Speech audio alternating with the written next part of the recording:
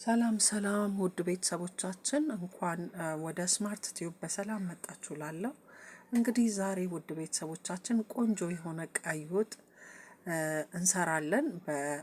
የፍየል ስጋ አለኝ። እንግዲህ ስጋውን ከትፌ ሁሉን ነገር አጥንቱ ምንም አስተካክዬ አዘጋጅቻለሁኝ። እንደምታዩት ስጋ፣ ቲማቲም እና ሽንኩርት፣ ነጭ ሽንኩርት አለ። አሁን ያጋልኩት ድስት ስላለ ዘይት ጨምሬያለሁኝ። እንግዲህ እንደምታዩት መጀመሪያ ቲማቲሙን አስገባሁኝ። ዘይቱ ግሎ ስለነበረ እንግዲህ ወዲያውኑ እንደምታዩት ወዲያውኑ በቃ ምሽክ ያደርገው ማለት ነው እና ወዲያው ብስል ነው ያለው።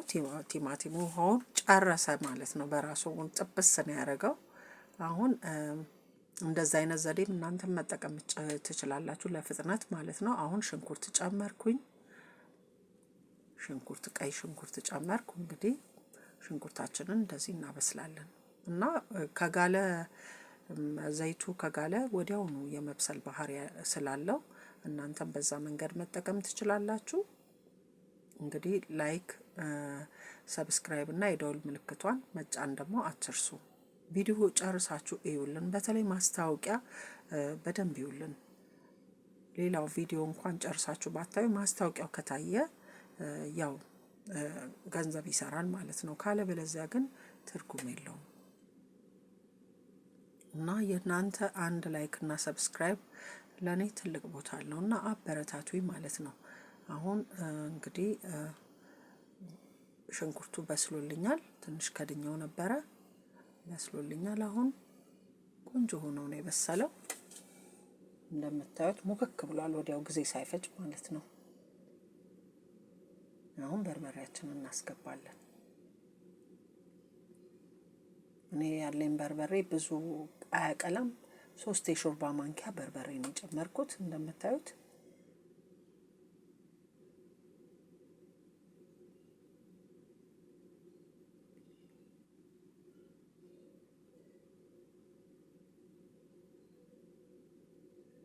እሺ፣ ውሃ ጠብ እያደረግን እንዳያቃጥለን እናቁላለዋለን ማለት ነው። ሽታ አድርገን በደንብ እናቁላለዋለን እንደዚህ። ካለበለዚያ በርበሬው ድስታችንን ያቃጥልብንና ያፍነናል። አሁን ቆንጆ ሆኖ እንደዚህ እየተቁላላ ነው።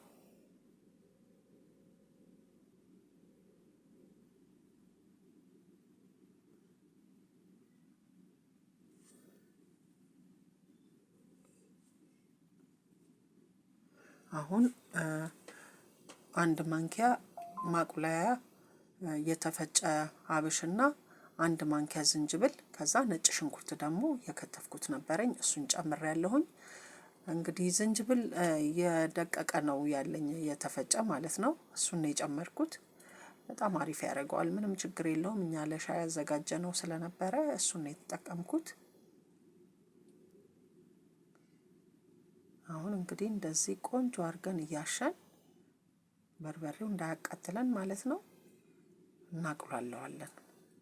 በደንብ እንደዚህ እሽት እያደረግን ማለት ነው። በደንብ ካቁላላን በኋላ እንግዲህ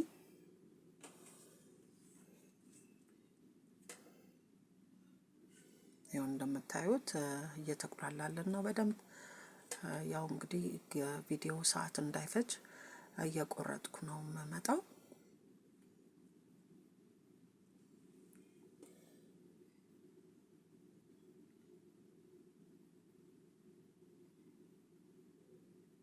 ይኸው እንደምታዩት ቆንጆ ሆኖ እየተቁላላለን ነው። አሁን በርበሬ ተቁላልቶልኝ አጥንቱን ጨመርኩ ማለት ነው።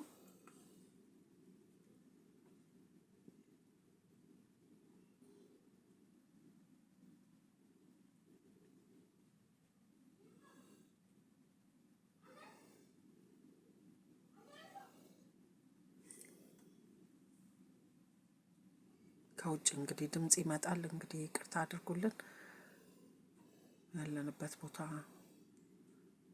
ድምጽ ምንም በቃ ምንም ብንጠብቅ ራሱ ድምጽ መግባቱ አይቀርምና ስለ ድምጽ ጥራቱ በጣም ይቅርታ እንጠይቃለን። አሁን እንደዚህ አጥንቱን አስገብቼ የተወሰነ አሸታ አደርገዋለሁ ማለት ነው። እሺ አሁን ስጋዎቹን አስገባው ማለት ነው። አጥቤ ያዘጋጀሁትን ስጋ እንደዚህ በደንብ ውሃውን ካወጣው በኋላ አስገባሁኝ። በጣም አሪፍ ነበረ። ያው እንደምታዩት በቀላሉ በተለይ ወንዶች ይሄ ሴቶች በየቤታችን እንደ ቤታችን ሙያ እያደረግን የምንሰራው ነው። ግን በተለይ ወንዶች እንዳይቸገሩ ነው። እኔ ወንዶችን ነው በብዛት ማበረታታው። አሁን እንግዲህ ትንሽ ይብሰልልን ብዬ ከድኜዋለሁ። ይኸው ደርሶልናል። እንደምታዩት እየበሰለ ነው። ጥሩ ሆኖ እየበሰለልን ነው። ግን ያው አጥንቱ ብዙ ነው። ስለዚህ በደንብ እሳት ይፈልጋል። ማማሰል ስላለብኝ እንደዚህ አሁን ቆንጆ ሆኖ እየበሰለልን ነው። አጥንቱን በዛ አድርጌዋለሁ ትንሽ።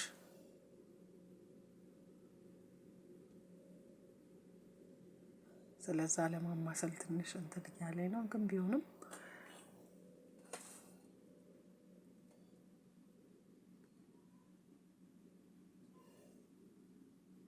በርበሬው ዘንድሮ ማለት ቅርብ ጊዜ ነው ያስፈጨሁት። ግን ከለር የለውም፣ ብዙ ከለሩ ደካማ ነው። እየቆየ ሲሄድ በርበሬ እንደሚነጣ ታውቃላችሁ አይደል? ትኩስ በርበሬ አይደለም፣ ቤት ውስጥ የነበረ በርበሬ ስለሆነ ይሄ ሁሉ ማንኪያ ገብቶበት አያሰማም ማለት ነው። አሁን እንግዲህ እንደዚህ ብስል ብሎልናል። በደንብ ነው እየበሰለልን ያለው። አሁን እገጣጥመዋለሁ እንግዲህ የሚያስፈልገውን ሁሉ ነገር ማለት ነው። የሚገቡትን ነገሮች አሁን አስገባለሁ አማስዬ።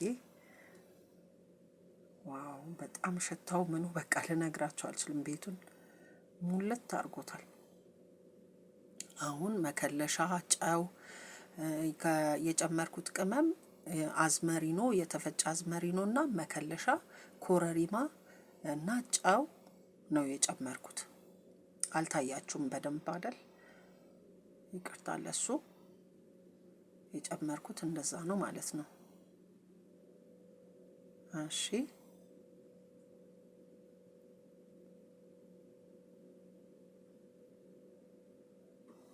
ያው እንግዲህ እየደረሰልን ነው። በደንብ አሪፍ ሆኖ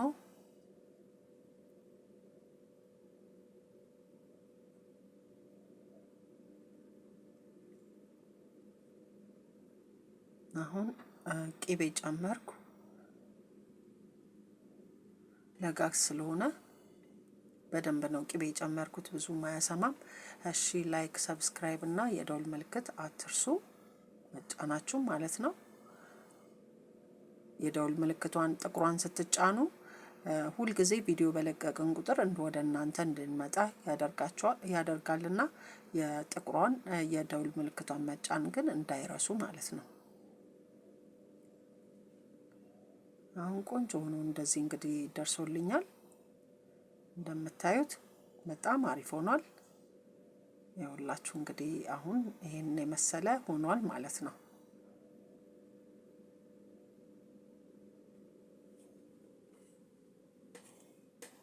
በጣም የሚገርም ነው። እንግዲህ ሰከነ ሲል ቅባቱ ራሱ መጥቷል ወደ ላይ እና በጣም አሪፍ ሆኖ ደርሶልኛል። ምራቅ ነው የሚያስወጣው በእውነት። እኔ ራሴ ምራቄን እየዋጥኩ ነው። እሺ አሁን እንጀራው ላይ እናወጣና እንደምታዩት እንዴት እንደሚያምር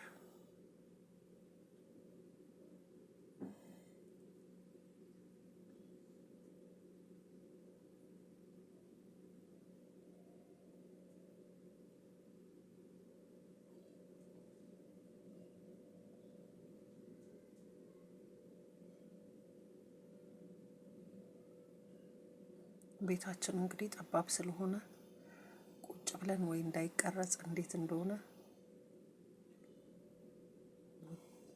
እንዲሁ የምታዩት የሚያምር ሆኗል። እየሰራችሁ እንግዲህ በየቤታችሁ ተመገቡ።